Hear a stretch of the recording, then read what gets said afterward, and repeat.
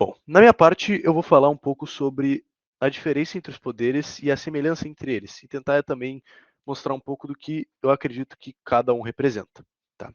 Primeiro, queria começar exemplificando como um poder pode vir com outro.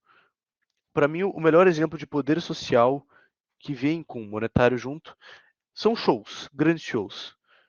Tu pode conseguir lotar um estádio inteiro apenas com o poder social de uma pessoa, no caso, a influência de uma pessoa, fazer pessoas pagarem por ingresso apenas para ver uma pessoa performando, o que é realmente algo absurdo.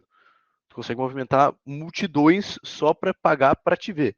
Isso sim, para mim, é um ótimo exemplo de como tu pode trazer o poder monetário só apenas com o teu poder social, com a tua influência.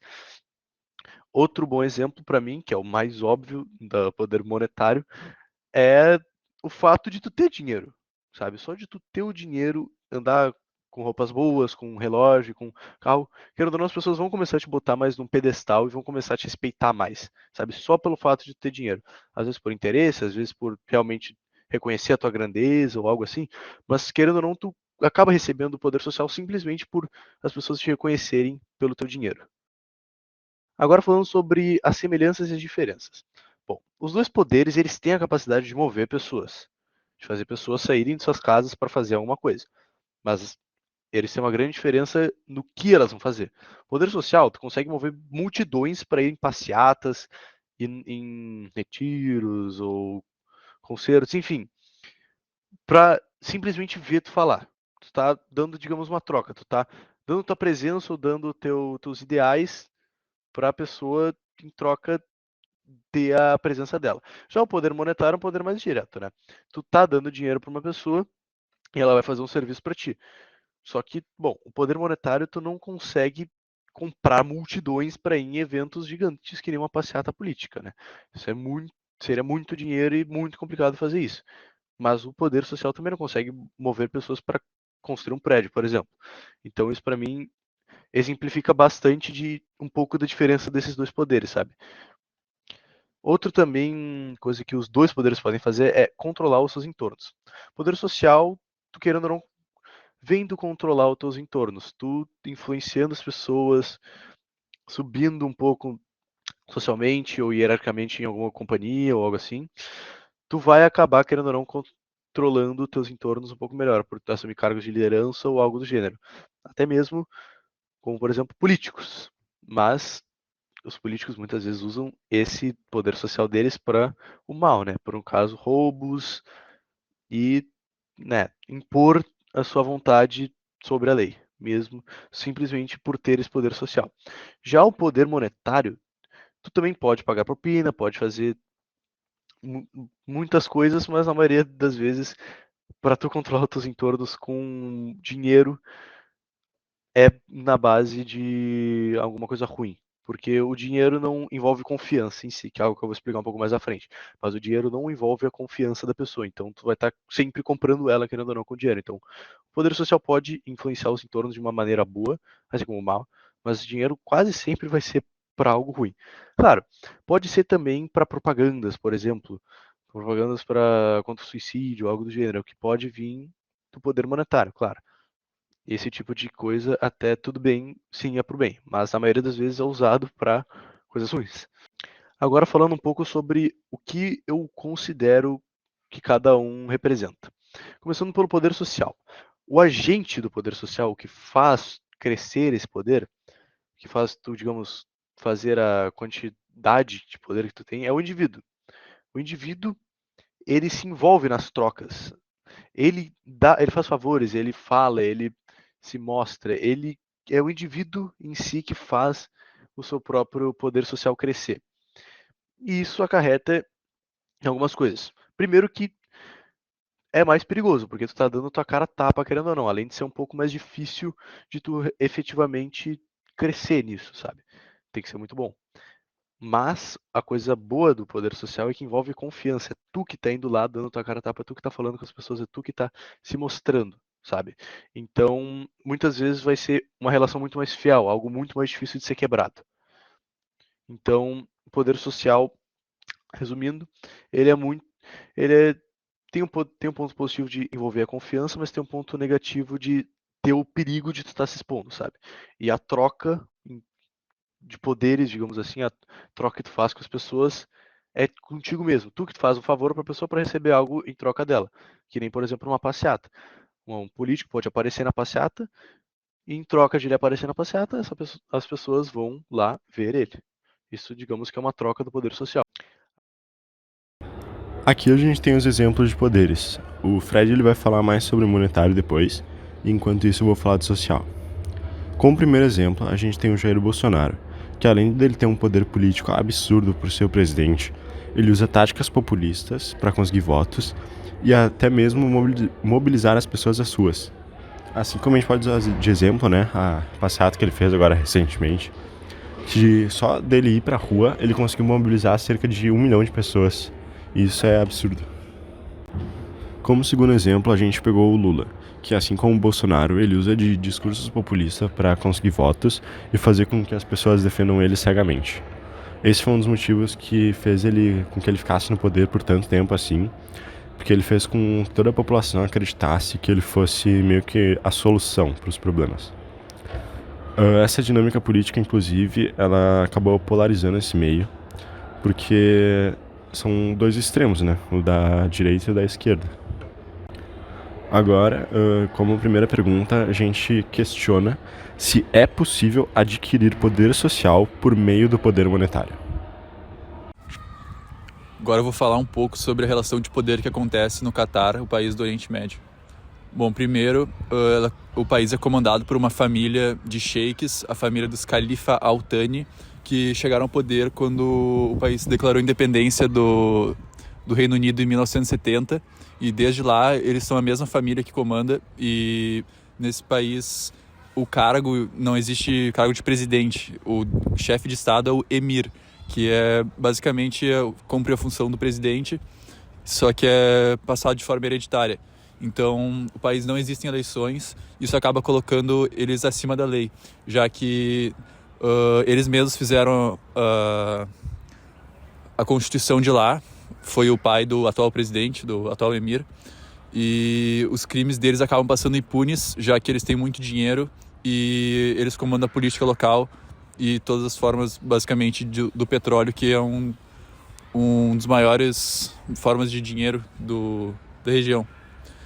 Isso mostra como o poder monetário e social pode estar diretamente ligado um com o outro, já que eles são chefes de estado vitalícios, basicamente, pois a família deles nunca vai sair do poder, já que não tem como a população tirar eles de lá por meio de eleições ou nada democrático. E o que colocou eles nessa situação foi o dinheiro deles. E eles usam desse dinheiro até para poder pagar outros países para ficarem do lado deles em situações extremamente desumanas que eles fazem. Eu vou falar um pouco no próximo slide sobre o caso da Copa que está acontecendo lá, que vários absurdos acontecem e passam impunes. Agora eu vou falar um pouco sobre a Copa do Mundo, que vai ser realizada no Catar esse ano, que é um local que à primeira vista já se demonstra extremamente estranho, já que o Catar é um país do Oriente Médio com pouquíssima cultura do futebol, já que o futebol é um esporte praticado principalmente nos países do Ocidente, e eles não têm muita cultura do futebol lá. Vai ser a primeira participação deles em uma Copa do Mundo, e eles nunca tiveram nenhuma participação efetiva no futebol. E falando sobre o Catar e a forma como vai ser realizada a Copa, já se demonstram ter vários problemas à primeira vista, já que o país tem diversas leis extremamente desumanas, além de outros problemas menores. Um dos problemas que chamou a atenção à primeira vista da população foi o fato de que, por ser um país do Oriente Médio, as temperaturas lá ao longo de maior parte do ano são muito quentes e são impróprias para a realização de esportes. Até por isso a Copa foi adiada, que mudou o calendário, uma coisa que não costuma acontecer. E diversas cidades tiveram que ser construídas para a realização da Copa, já que era um país sem muitas cidades, era focado mais na capital, e nem tinha estádios antes da realização dessa Copa, e tudo estava sendo construído só para esse ano.